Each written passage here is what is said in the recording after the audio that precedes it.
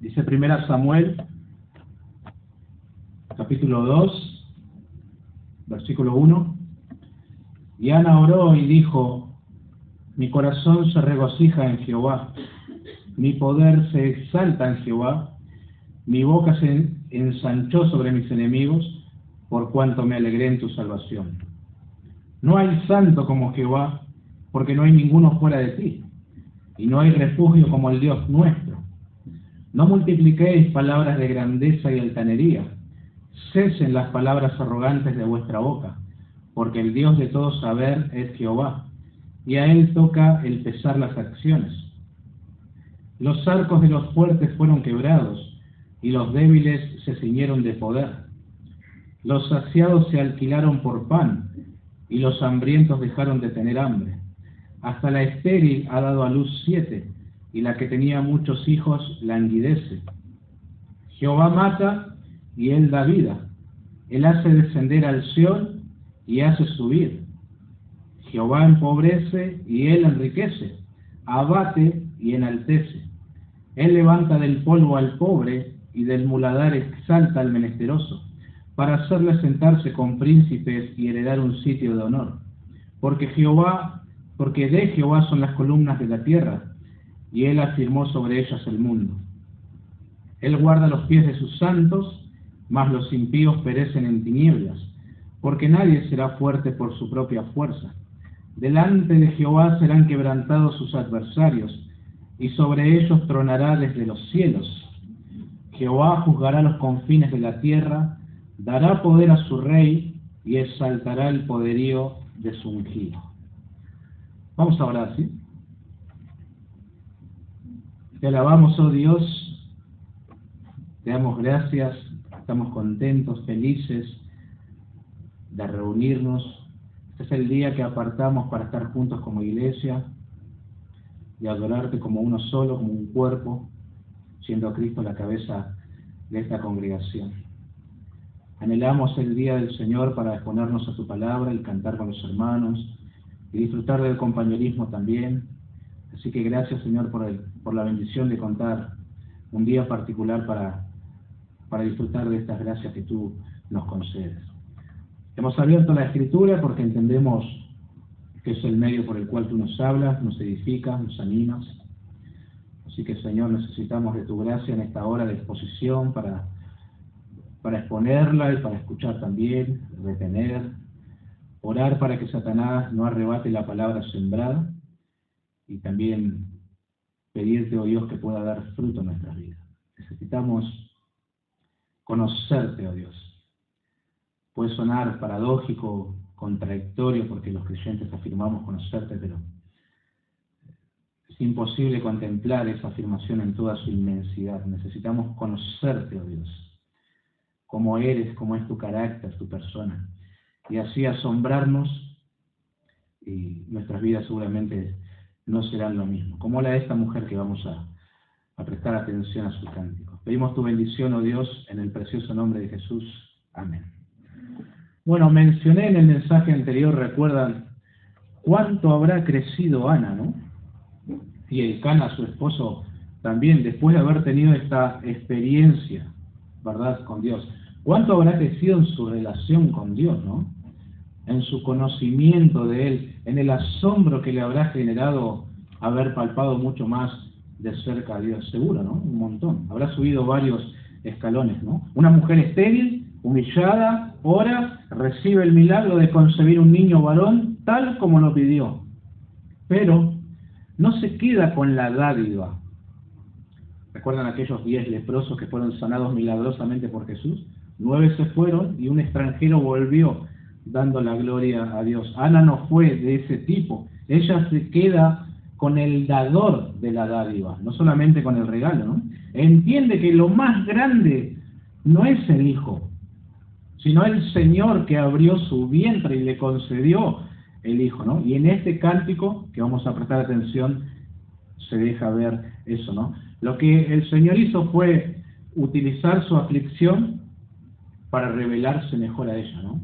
Darse a conocer con mayor claridad, ¿no? La esterilidad fue real, seguramente. La humillación fue feísima, ¿no? lo que pasó a esta mujer, o lo que pasaba, no sé, año tras año, y en el hogar fue feo, pero el fruto más grande no fue Samuel, sino una comprensión más elevada de quién es Dios, del Dios que exalta al humilde y abate al arrogante, ¿no? Así que por eso afirmaba yo que lo que habrá crecido esta mujer después de esta experiencia, ¿no? Y no, hermanos, no es lo mismo ofrecer sacrificios a Dios, subir cada año a adorar, saber de las cosas que Dios hizo en el pasado, conocer cuestiones que tienen que ver con la ley de Dios, a tener un encuentro personal con Dios, ¿no? Y con esto de encuentro personal con Dios, no me malentiendan, no estoy hablando de ninguna experiencia subjetiva, emocional, sino entender más sobre el carácter de Dios, ¿verdad? Conocer más de sus atributos, eso es conocer a Dios, saber quién es Él según su propia revelación, ¿no? Ustedes saben, Israel subía a Silo, si era el lugar, antes de adorar en otro lugar, una vez al año para ofrecer su sacrificio. Había culto, el ritual estaba, bueno, los asuntos religiosos se celebraban en Israel, ¿no? Incluso la casa de Elí era sacerdotal, pero el relato deja claro algo, ¿no? Estar rodeado de lo sagrado no es sinónimo de conocer verdaderamente al Señor, ¿no? Los hijos de Elí, Ofni y Finés, ellos eran personas que, bueno, estaban allí en el templo sirviendo, ministrando al Señor, ¿no? Pero el versículo 12 del capítulo 2, que lo contemplaremos luego, nos afirma que no tenían conocimiento de Jehová. Qué impresionante eso, ¿no? Estar participando en un templo y no conocer a quién estás supuestamente ministrando. Ahora, esa es una frase solemne, hermano. Participaban en el sistema religioso, pero carecían del conocimiento real de Dios, ¿no? Ana, en cambio, no solamente participó del culto, aprendió quién era el Dios al que estaba adorando. Esa es parte de la honra que ella recibió por haberse humillado ante Dios, ¿no? Y haberle honrado con la promesa de su Hijo. Una revelación, un conocimiento más pleno de la persona de Dios. Yo creo, hermanos, que nosotros nos pasamos toda la vida tratando de conocer a Dios. La vida, el ministerio, entenderle un poco más. ¿Y quién no dice que en la eternidad haremos lo mismo? ¿No? Tratar de conocer más a Dios, porque reducir a yo le conozco y no está bien, eso me parece, ¿no? De alguna manera lo expresamos, pero no podemos abarcar todo al decir yo conozco a Dios.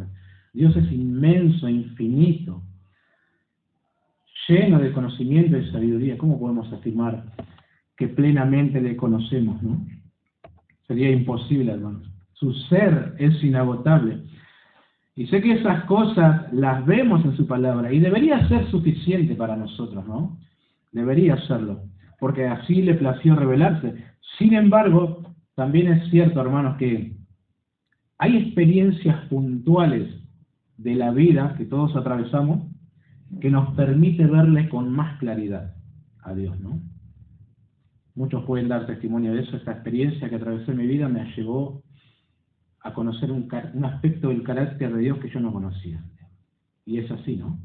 Porque de alguna manera es la escuela en la cual Dios te introduce para que Él se revele a ti de una manera más clara, y no hay otra manera de conocerle sino es atravesando esa experiencia, ¿no? ¿Cuántas veces Ana habrá escuchado que Dios es bueno, soberano, santo? Si eso era parte del culto, era parte del ritual, la ley lo dice también, pero ahora no lo estaba escuchando, lo estaba viviendo en carne propia. Por eso ese cántico, hermano, esa poesía que brota de un corazón asombrado por Dios, ¿no? Como se puede apreciar acá en el texto, no es simplemente el cántico de una mujer feliz, ¿no? Es una declaración teológica y aún profética. Noten que Ana termina hablando de un futuro rey, y todavía no estaban en la monarquía, ¿no? Termina hablando del ungido, y eso está apuntando directamente al Señor Jesús, ¿no? Bueno, eso nos ayuda a entender también la inspiración de este cántico, ¿no? Ahora, como dije, Ana no se alegra simplemente por haber recibido un hijo, Su gozo brota de lo que ha entendido acerca de Dios. Cuando nosotros examinamos cuidadosamente el cántico, vemos que su alegría descansa en 4 realidades. Estas 4 realidades las tomé de William Blake, ¿sí? Solamente sus divisiones me parecieron muy buenas. Primero, la naturaleza incomparable de Dios, esto es versículos 2 y 3, su gobierno providencial sobre todas las cosas, 4 al 8, su trato fiel y guardador hacia los santos, versículo 9, y el destino glorioso del reino de su ungido, versículo 10. Y eso vamos a ver con la ayuda del Señor, titulando La alegría que nace de conocer a Dios, ¿no? En primer lugar, entonces, notemos la naturaleza incomparable de Dios, verso 1, y Ana oró y dijo, mi corazón se regocija en Jehová, mi poder se exalta en Jehová, mi boca se ensanchó sobre mis enemigos, por cuanto me alegré en tu salvación. No hay santo como Jehová, porque no hay ninguno fuera de ti, y no hay refugio como el Dios nuestro. No multipliquéis palabras de grandeza y altanería, cesen las palabras arrogantes de vuestra boca, porque el Dios de todo saber es Jehová, y a Él toca el pesar las acciones, ¿no? Como notan, la oración es un punto importante en estos 2 capítulos, ¿no? En el capítulo 1 ella está orando por la amargura de su corazón, y ahora en esta porción ella está orando nuevamente, pero se expresa de una manera diferente. Noten cómo comienza. Mi corazón se regocija en Jehová. Bueno, algo pasó en el medio. Ahora nunca olvidemos el contexto a medida que vamos avanzando, ¿no? Esta mujer está entregando a su único hijo, hasta el momento, después va a tener más hijos, al tabernáculo para que el niño sirva al Señor de por vida, ¿no? Y lo verá una vez por año. Y el regocijo de esta mujer llama mucho la atención, ¿no? Como alguien dijo, el día en que hizo el mayor sacrificio de su vida, se regocija en Jehová. Y uno puede preguntarse, ¿cómo se puede regocijar entregando a su tesorito, ¿no?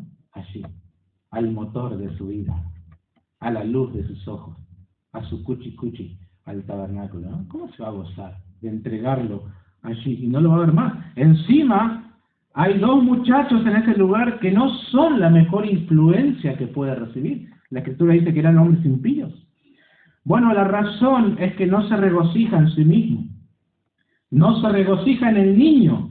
Ella expresa, mi corazón se regocija en Jehová. Esa es una experiencia impresionante, queridos hermanos. Muchos años después lo va a experimentar también Elizabeth, ¿no? La madre de Juan el Bautista también. Y sobre todo María, que dicho sea de paso, ella expresa un cántico muy parecido al de Ana también, ¿no? Capaz que copió y pegó, ¿no? Alguien notó, antes de ir al jardín donde sería arrestado, Jesús cantó un himno con sus discípulos, Mateo 26. Pablo y Silas cantaron himnos al Señor después de haber sido humillados y golpeados, Hechos 16. Con frecuencia en los salmos encuentras a David alabando a Dios en medio de circunstancias difíciles. Y después de ser golpeados por los líderes religiosos en Jerusalén, los apóstoles salieron del concilio gozosos. Hechos capítulo 5. Eso es la experiencia, hermanos, de aquellos que pueden regocijarse en el Señor, ¿no? Es lo que Pablo mandaba a los filipenses. Regocijados en el Señor. Otra vez os digo, regocijados. Solo quien tiene una relación con Dios puede gozarse cualquiera sea su situación. Como que la grandeza de la revelación de Dios supera cualquier eventualidad que puedas vivir en tu vida, ¿no? Por eso te regocijas. No es que Pablo al decir esto, él era un campeón de la vida y por eso lo hizo. Eso es para todos los creyentes, ¿no? Que conocen obviamente a Dios, y creo que hay un conocimiento salvífico, pero un conocimiento también reservado para aquellos que, bueno, buscan al Señor, le aman, y de alguna manera a Él se le revela mejor. No estoy diciendo ninguna herejía, esto es completamente bíblico, ¿no?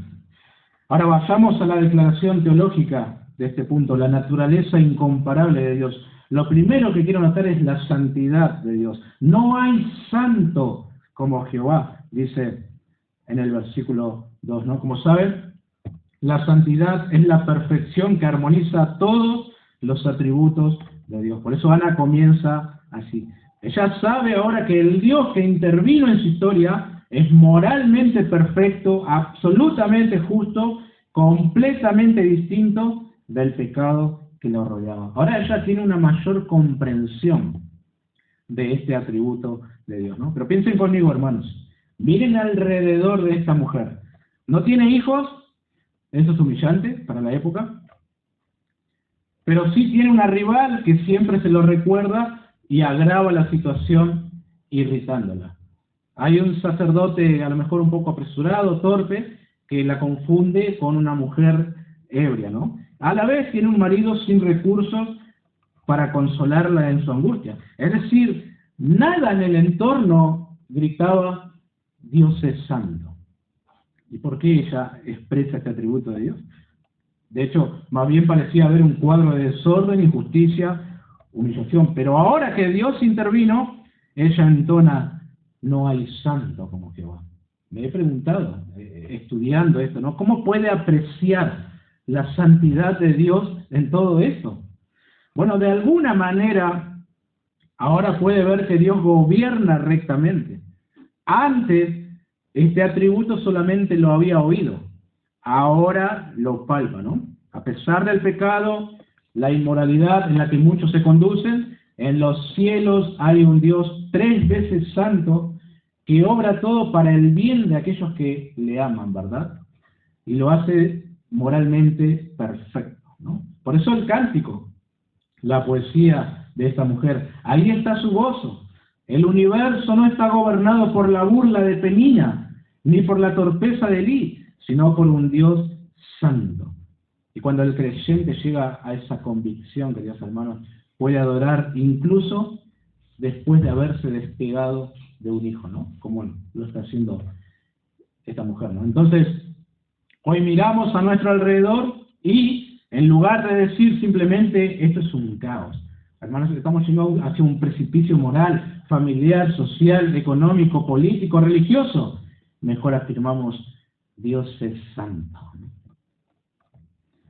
He pensado en Job, ¿no? Después de todo lo que perdió, conocen la historia seguro, no recibió una explicación detallada del por qué le pasó todo lo que vivió, ¿no?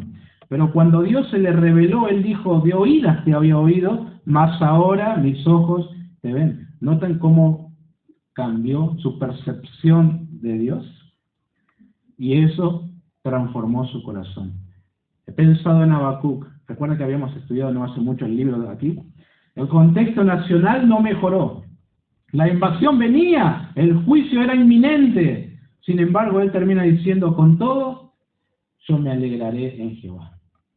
No se iba a alegrar porque la higuera iba a reverdecer o florecer, ¿no? Sino porque había visto al Dios santo que gobierna sobre las naciones. El entorno siguió siendo el mismo, amenazante, pero ahora su corazón estaba afirmado.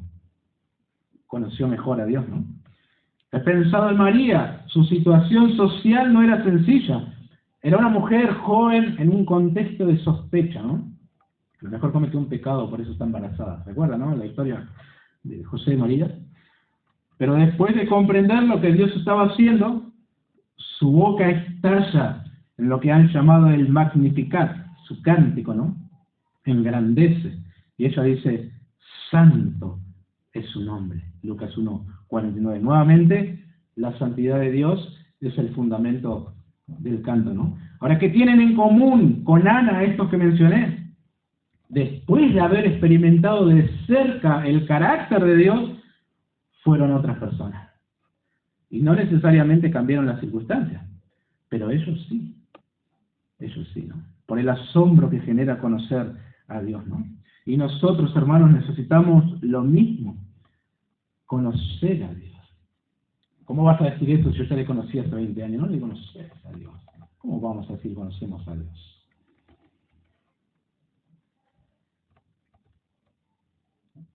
Jeremías dice, el que se gloríe en entenderle, ¿no?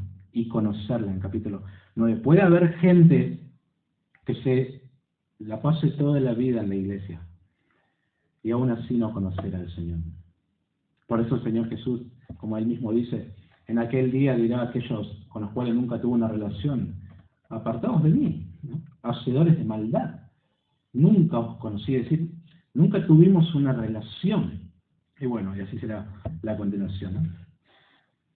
Viendo un poquito más el texto, la poesía hebrea, hermanos, es diferente a la poesía occidental. ¿En qué aspecto, no? En nuestra tradición, muchas veces asociamos la poesía con rima o métrica, ¿no? Así es nuestra poesía. Las palabras suenan parecido al final de los versos, ¿no? Canción, emoción, corazón, bueno, ustedes ya saben. En la poesía hebrea, en cambio, lo que se repite no son los sonidos, sino las ideas. Es lo que llaman paralelismo, ¿sí?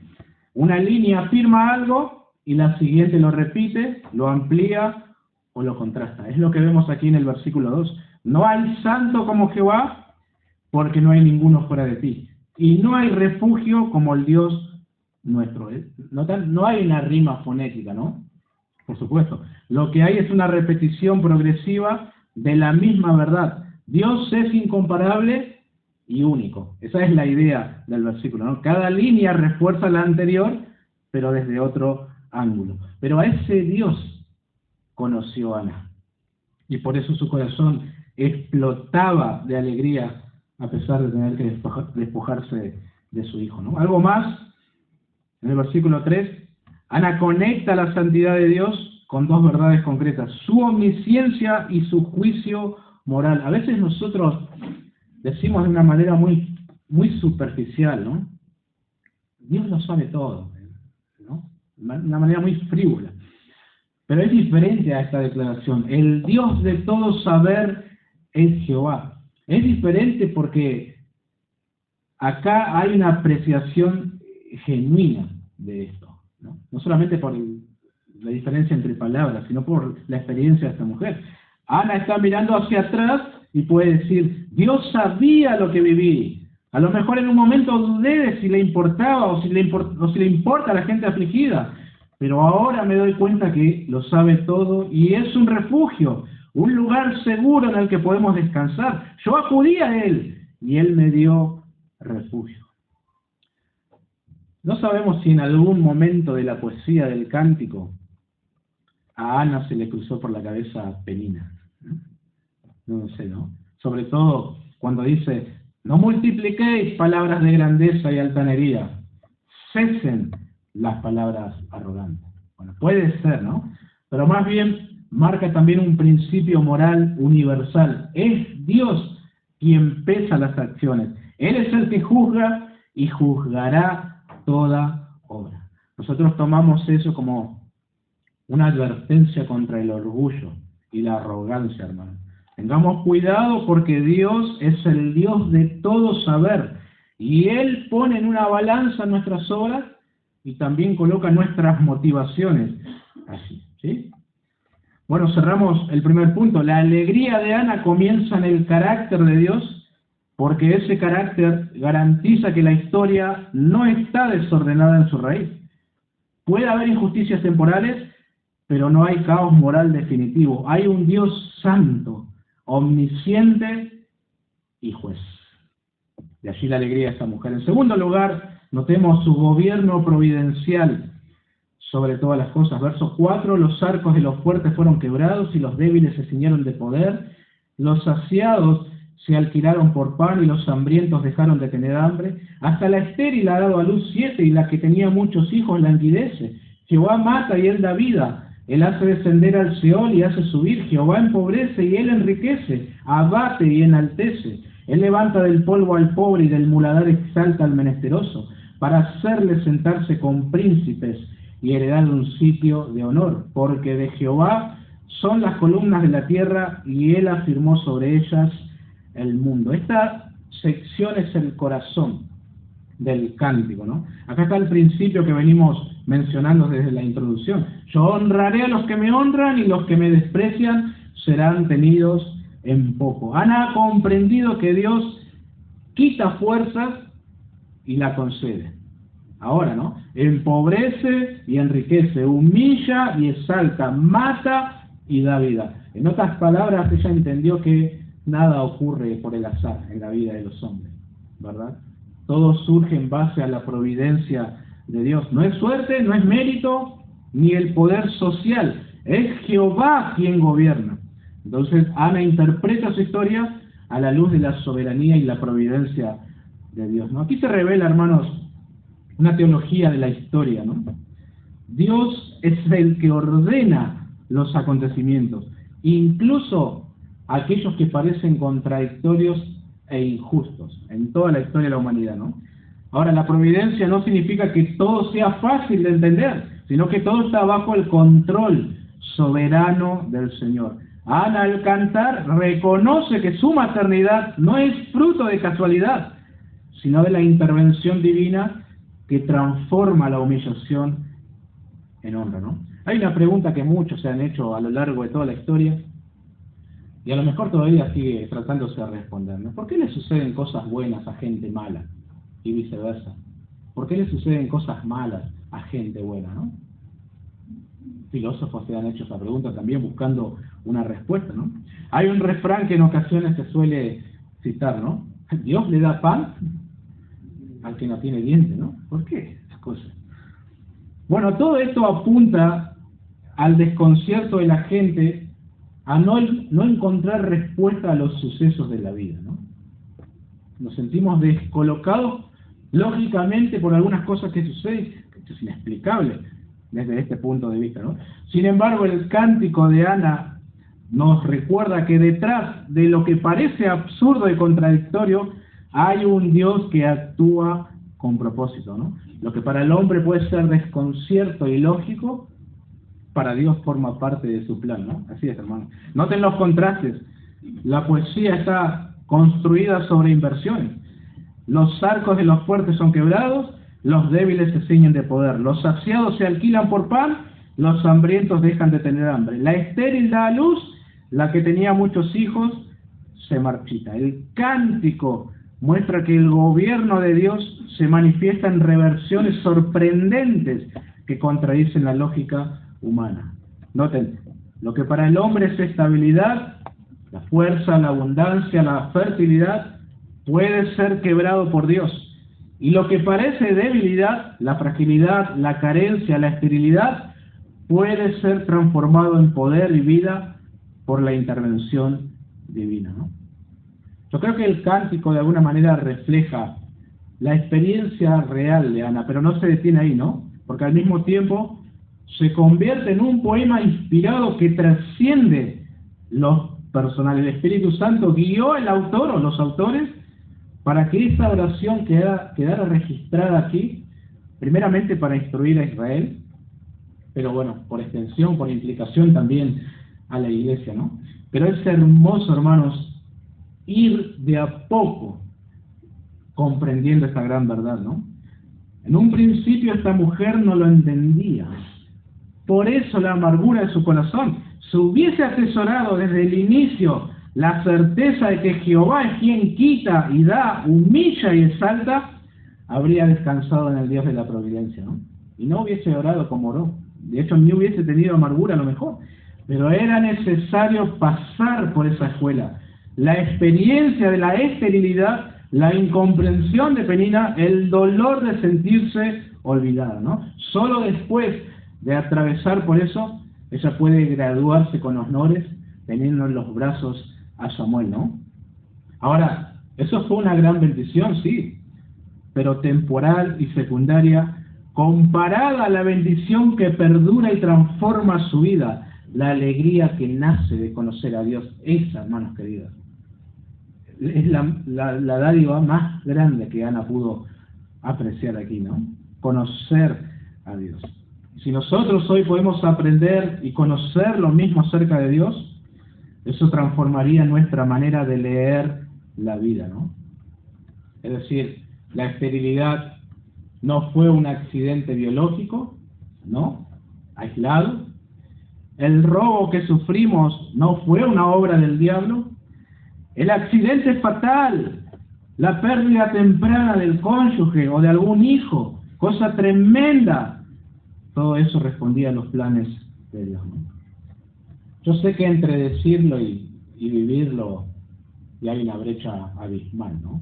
Muy grande. Solo quienes pasaron eso saben lo que se siente, ¿no? Ahora, eso no nos convierte en más o menos cierto. Dios es soberano y nosotros tenemos dos opciones ante esto: postrarnos en adoración y asombro o resentirnos y llenarnos de amargura, ¿no? ¿Cuál escogeremos? Lo mejor es humillarnos, lo mejor es ser humildes, ¿no? Humildes ante Dios. Este principio de que Jehová humilla y exalta se cumple claramente en Cristo, hermano. Él fue humillado hasta la muerte, pero Dios le exaltó hasta lo sumo, ¿no? De alguna manera, la providencia que Ana canta encuentra sus climas en la cruz y la resurrección, ¿no? Donde Dios demuestra que Él gobierna sobre la muerte y sobre la vida, ¿no? Qué hermoso lo canta esta mujer. Ahora hay ejemplos bíblicos que noté aquí para todos los principios que el cántico menciona, ¿no? Los fuertes debilitados, los débiles fortalecidos. Sansón, fuerte por obra de Dios, pero debilitado cuando confió en sí mismo. Jueces 16. David, el más pequeño de sus hermanos, sin apariencia de guerrero, pero fortalecido por Dios para vencer a Goliat. ¿Notan el principio? Otro, los saciados se alquilan por pan y los hambrientos dejan de tener hambre. El pueblo de Israel en el desierto, los poderosos egipcios quedaron arruinados, mientras que los israelitas recibieron el maná y agua de la roca, ¿no? Éxodo 16, 17. La viuda de Sarepta, en medio de la hambruna, Dios sació su necesidad a través del milagro del profeta Elías, ¿no? Primera Reyes 17. La estéril da a luz, la que tenía muchos hijos se marchita. Sara, estéril por muchos años, pero dio a luz a Isaac en su vejez, ¿no? Raquel, estéril y humillada, pero finalmente madre de José y de Benjamín, en Génesis 30. Bueno, la misma Ana, ejemplo directo del cántico, pasando de la esterilidad a la maternidad con Samuel, ¿no? En contraste, Penina, que tenía hijos, se marchitó frente al orgullo, ¿verdad? Y a la bendición de esta mujer, ¿no? Así que nos queda uno más. Dios humilla y exalta, empobrece y enriquece. Job fue humillado y empobrecido, pero luego restaurado y enriquecido por Dios. José, vendido como esclavo, humillado en la prisión, pero exaltado como gobernador de Egipto, Génesis 41.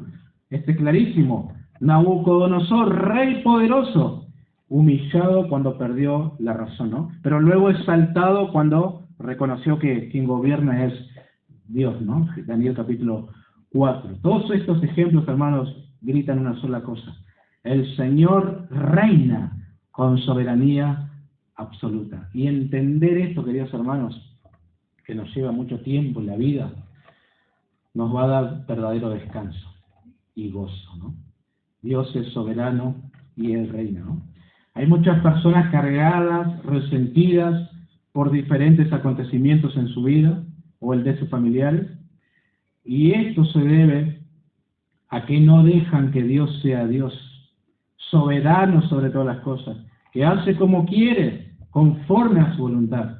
Pero qué gozo para esta mujer comprender esta verdad, ¿no? Por eso recalcan estos versículos la soberanía y providencia de Dios, ¿no? En tercer lugar, estamos viendo que la alegría de Ana descansa en 4 realidades acerca de Dios. La tercera es su trato fiel y guardador hacia los santos. Versículo 9, Él guarda los pies de sus santos, mas los impíos perecen en tinieblas, porque nadie será fuerte por su propia fuerza. ¿Está bien? Sí, por su propia fuerza, ¿no? Bueno, guardar los pies, una metáfora, una imagen de preservación en el caminar, ¿no? En el Antiguo Testamento el camino puede representar la conducta o la vida moral, y decir que Dios guarda los pies es afirmar que Él protege, sostiene y preserva a los que le pertenecen, ¿no? Ahora, no significa que nunca tropiecen, que nunca sufran nada. Eso sería mentir, porque a todos nos pasa seguramente eso. De hecho, la propia experiencia de Ana contradiría esto, sino que no serán finalmente destruidos. Esa es la idea, ¿no? Dios preserva su destino. Eso es guardar los pies, ¿no? Ahora me puse a pensar en cómo Ana pudo experimentar esta verdad acerca de que Dios guarda su propia vida. Bueno, ella ha visto en pequeño el patrón del gobierno de Dios que ya estaba revelado en grande en la historia de Israel, ¿no? Cuando dice que Dios guarda los pies de sus santos, puede estar pensando, yo no fui consumida por la amargura, no fui abandonada en mi aflicción, el Señor me sostuvo, guardó mis pies, no pequé contra Él a pesar de mi desdicha, todavía sigo creyendo en Él, y ahora con mejor claridad, y eso se debe a su cuidado fiel para conmigo, ¿no? ¿Notan cómo comprender esta verdad ahora? Y a la vez la expresa en esta poesía. Y la misma verdad, hermanos, será a lo largo de todo el libro, ¿no? La casa de Elí será humillada, Saúl será derribado, pero David será levantado y guardado, ¿no? Y la misma historia bíblica nos muestra esto. José, Moisés, David, Elías, Daniel, algunos de manera milagrosa, otros no, pero todos estos fueron guardados por el Señor, ¿no? Y lo mismo sucede con nosotros hoy, siempre. Y debería ser motivo de alegría, cántico, poesía, saber esta preciosa verdad. El Señor guarda los pies de sus santos. A veces uno se pregunta, ¿cómo puede ser, no? ¿O el Señor me abandonó? No es así, querido hermano. Muchas veces parece, pero solamente parece como que estamos desprotegidos, abandonados. Sin embargo, la Escritura afirma con claridad que la realidad última no es la que nosotros percibimos, sino la que Dios ha declarado. Él guarda los pies de sus santos, ¿no? El mismo lenguaje de guardar los pies aparece repetidamente en la Biblia, ¿no? El salmista dice, por Jehová son ordenados los pasos del hombre, 37:23. Y más adelante, cuando el hombre cayere no quedará postrado, la cantamos esa, ¿no? Porque Jehová sostiene su mano. En el Salmo 121 leemos, no dará tu pie al resbaladero. He aquí no se adormecerá ni dormirá el que guarda a Israel. En el Proverbio 2:8 se afirma que Él es el que guarda las veredas del juicio y preserva el camino de sus santos. El Salmo 66:9 declara, Él es quien preservó la vida a nuestra alma y no permitió que nuestros pies resbalasen. Judas dice que Él es poderoso para guardarnos sin caída, ¿no? Cantamos eso también aquí. Así que hay muchos textos que afirman esta verdad. Lo que expresa Ana, ¿no? En su cántico. Dios guardará nuestros pasos, queridos hermanos. Cuarto y último, el destino glorioso del reino del ungido. Versículo 10. Delante de Jehová serán quebrantados sus adversarios, y sobre ellos tronará desde los cielos. Jehová juzgará los confines de la tierra, dará poder a su rey, y exaltará el poderío de su ungido, ¿no? Ahora, esto es sorprendente, mencioné al principio. Este es un periodo en el cual la monarquía todavía no fue establecida. No hay rey en Israel. Pero Ana habla del rey y habla del ungido. Obviamente esto demuestra la inspiración divina, ¿no? De la poesía, del cántico. Ahora, en este punto el cántico, como lo notan, deja lo personal y se vuelve universal y escatológico, ¿no? O si se quiere, podríamos decir, como para no cortar el hilo de la oración personal, la alegría de Ana no termina en Samuel, sino en el avance del plan redentor de Dios. Ahora hay tres verdades impactantes, hermanos, que brotan de este cierre. Primero, delante de Jehová serán quebrantados sus adversarios. Esto es, hermanos, la derrota definitiva del mal, ¿no? Qué lindo pensar en eso. Y gloria a Dios por eso. Desde una perspectiva humana, la maldad parece no tener fin, ¿no? Y deseamos que una vez por todas escapemos de nuestro propio pecado y de la maldad que impera en el mundo. Y ese momento ya es un hecho para Dios. No para nosotros aún, pero nos resta entonces descansar en que algún día lo contemplaremos en su esplendor, ¿no? Segundo, Jehová juzgará los confines de la tierra. Esto es juicio universal, como dice el escritor de Hebreos en capítulo 9, de la manera que está establecido que el hombre muera una vez y después de esto el juicio, ¿no? No importa posición, poder, anonimato, reputación, religión, lo que sea, todos compareceremos ante Dios y rendiremos cuenta. Algunos se van a presentar ante Dios con su propia justicia y van a ser condenados al infierno. Otros se van a presentar imputados con la justicia de Cristo y serán coronados de gloria, ¿no? Tercero, dará poder a su rey y exaltará el poderío de su ungido. Otra vez un paralelismo. Esto es el triunfo definitivo de Cristo. Esta es la primera vez en la Biblia que se habla del ungido, ¿no? De Mesías, Cristo en el Nuevo Testamento. La palabra hebrea es esta para Mesías. Y obviamente el texto apunta más allá de la monarquía inmediata. David será una figura anticipatoria, sí, pero no es el fin. Él no es el cumplimiento pleno. Este se encuentra en Jesucristo.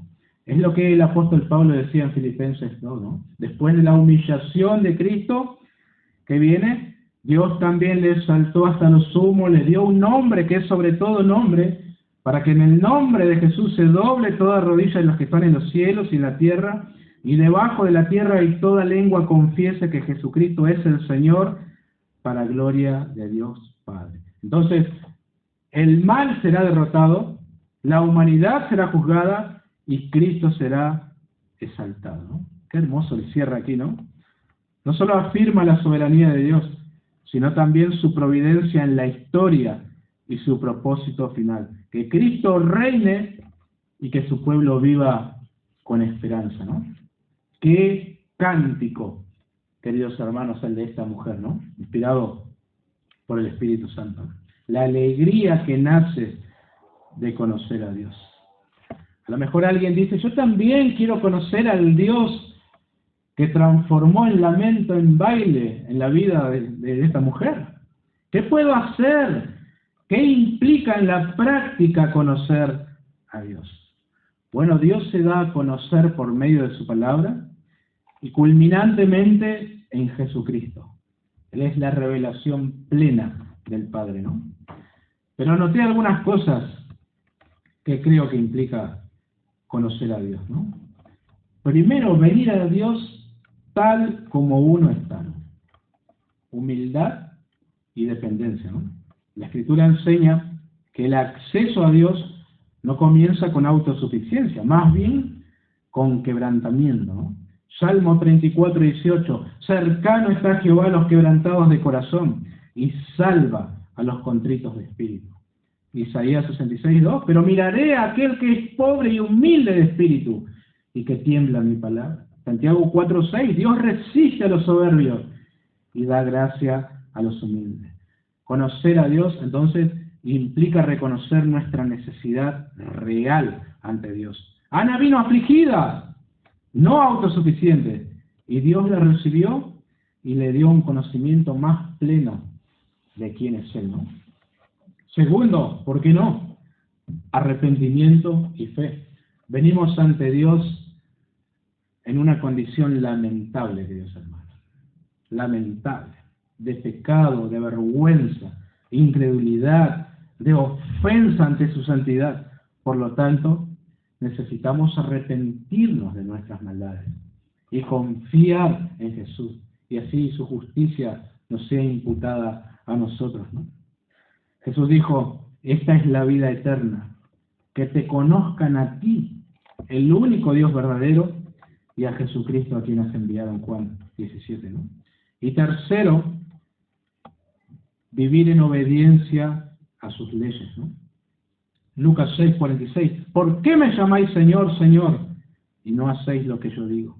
Colosenses 2, 6, de la manera que habéis recibido al Señor Jesucristo, andad en Él. Tenemos que rendirnos ante su gobierno y andar conforme a sus preceptos, ¿no? Bueno, algunas cosas que implican conocer a Dios, ¿no? Como mencioné al principio, Él es tan inagotable que es imposible describir todo lo que implica conocer a Dios, ¿no? Imposible, hermano. Pero es lo que necesitamos. Independientemente de que tengas años de creyentes, años en la congregación, nunca llegarás a ese punto de decir, no necesito conocer más a Dios, estoy lleno. Porque eso no es cierto, ¿no? Cuando estudiamos Filipenses veíamos cómo Pablo se expresaba a fin de conocerle. ¿Cómo no lo conoces? Pablo no le conoce. Como diciendo, hay más. No puedo decir que ya le conozco, ¿no? La mujer tuvo una revelación más clara de cómo es Dios y su vida no fue la misma, ¿no? Que el Señor se muestre cada vez más precioso en nuestras vidas, ¿no? Y que le conozcamos cada vez mejor, ¿no? Oremos. Gracias te damos, oh Dios, gracias te damos por tu benevolencia para con nosotros, por la hermosura de la Escritura en la cual tú te revelas a nosotros.